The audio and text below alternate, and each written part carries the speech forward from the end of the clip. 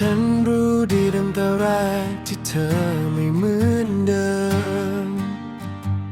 สายตาที่เคยมองฉันวันนี้มันเปลี่ยนไป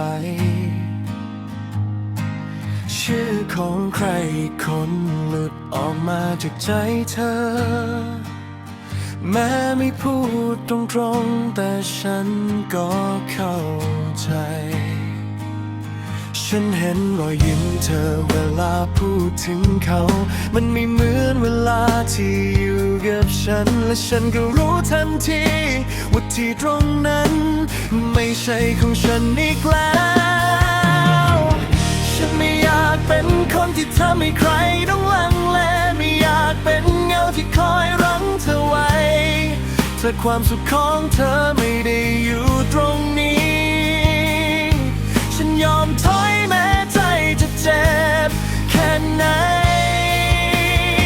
ฉันรู้ว่าเธอกับคนนั้นรักกันและฉันไม่ควรยืนอยู่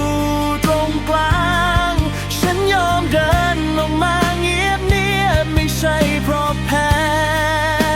แต่เพราะฉันรักเธอฉันยอมเสียใจคนเดียวก็ได้ขอแค่เธอไม่ต้องเสียน้ำตาถ้าการหายไปของฉันทำให้เธอมีความสุขฉันก็ยอมเพราะรัก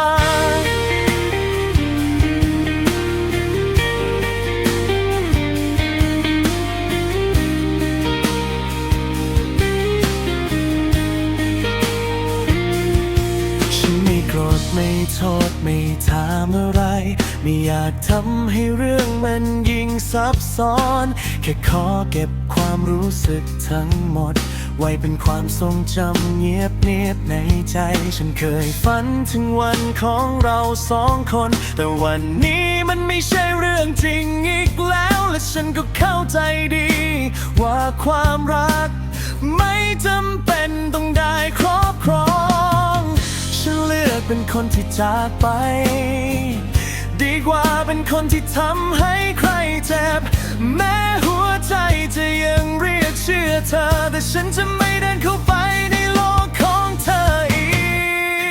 กฉันรู้ว่าเธอกับคนนั้นรักกันและฉันไม่ควรมีสิทธิ์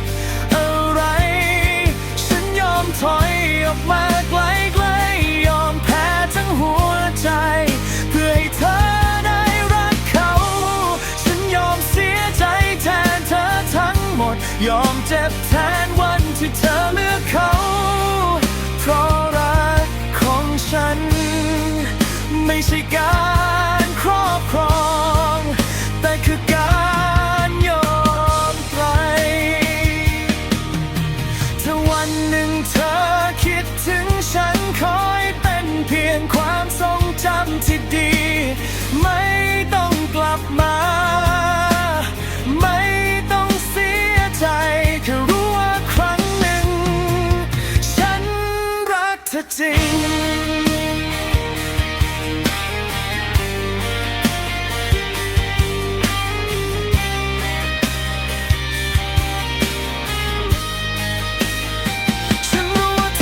คนนั้นรักกันและฉันจะไม่ขวางทางหัวใจฉันยอมถอยยอมเจ็บยอมเงียบหา